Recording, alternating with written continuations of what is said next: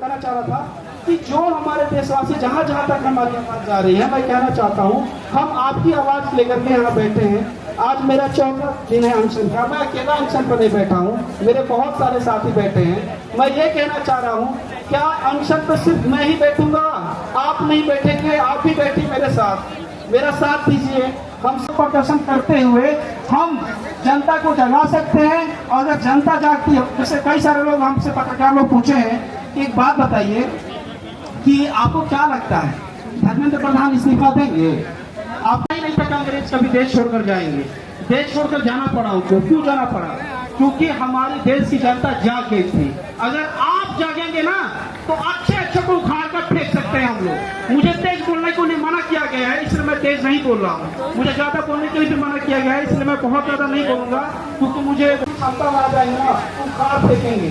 इतनी जज्बा है, इतनी ताकत है हम सब।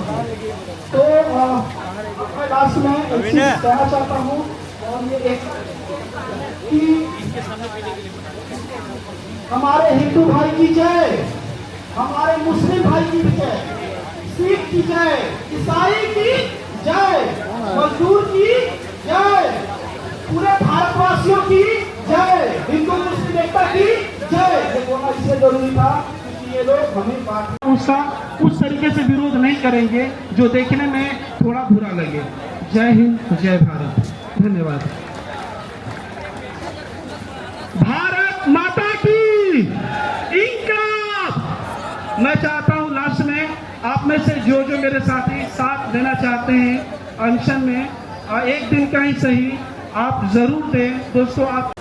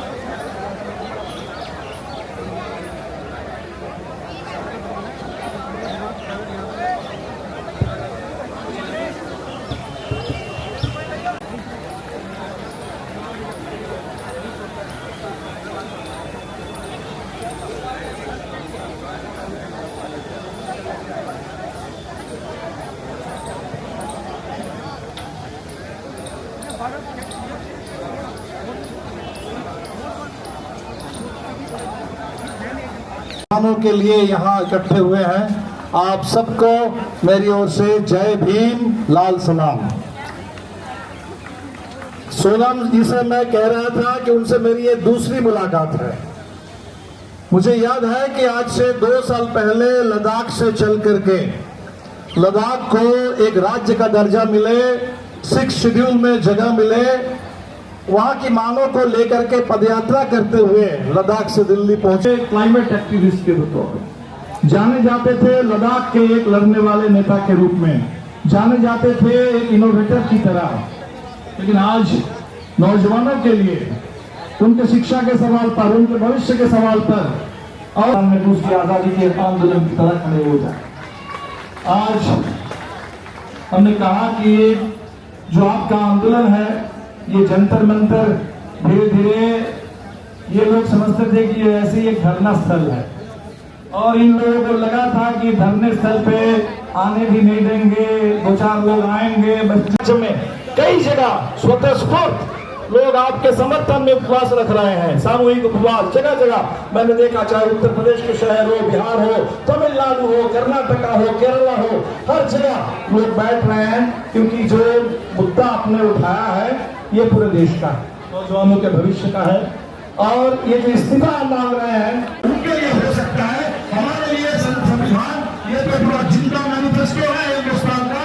और संविधान ने जो कहा है एक socialist sovereign secular democratic Republic, और जिस रिपब्लिक में हम सब एक साथ एक मंच पे किसी भी मंच पे आना पड़ेगा। ये सबसे उपयुक्त मंच है, ये मंच पॉलिटिकल नहीं है। यह मंच में इन बच्चों के हक की आवाज रखी जा रही है।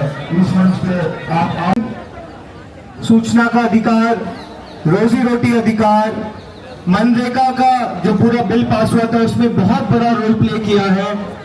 कई वर्षों से देश के मजदूरों के साथ, किसानों के साथ, युवाओं के साथ काम कर रहे हैं। जोरदार तालियों से स्वागत कीजिए निखिल डे जी का। निखिल डे, अरुणा रॉय निखिल डे, मनरेगा आंदोलन। You will see him, you will know him.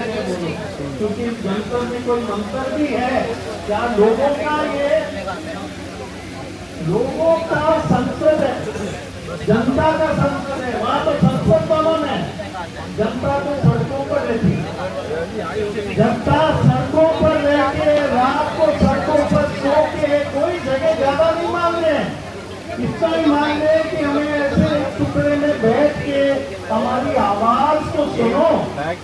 तनख्वाह लेते हो आप लोग, वोट लेते हो आप लोग, और आवाज ही नहीं तो सबसे पहले बधाई अभिषेक जी को, सोनम वांगचुक जी को, इस आंदोलन को भी आपने ये जगह की आवाज। लोकतंत्र और संविधान में विश्वास करने वाले लोग, जीने वाले लोग, सारे लोग देख रहे हैं कि क्या इस लोकतंत्र और संविधान में हमें बोलने भी दिया जाएगा कि नहीं। क्यों फूटी इतनी बड़ी आवाज? आपने जो किसी ने कह दिया कॉकरोच है, सबसे बड़ी बात है आपने कहा हम कॉकरोच है और कॉकरोच बोलेंगे, कॉकरोच बोलेंगे।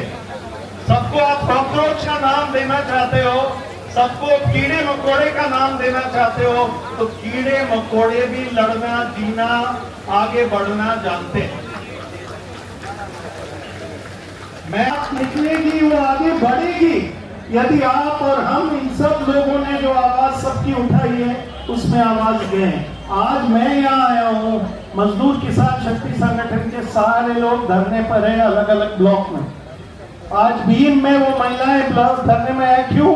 क्योंकि जो एक रोजगार गारंटी कानून जीता उसको रद्द कर दिया, जो नरेगा था उसको रद्द कर दिया और उसके जगह वो वीबीजी रामजी कानून लाए।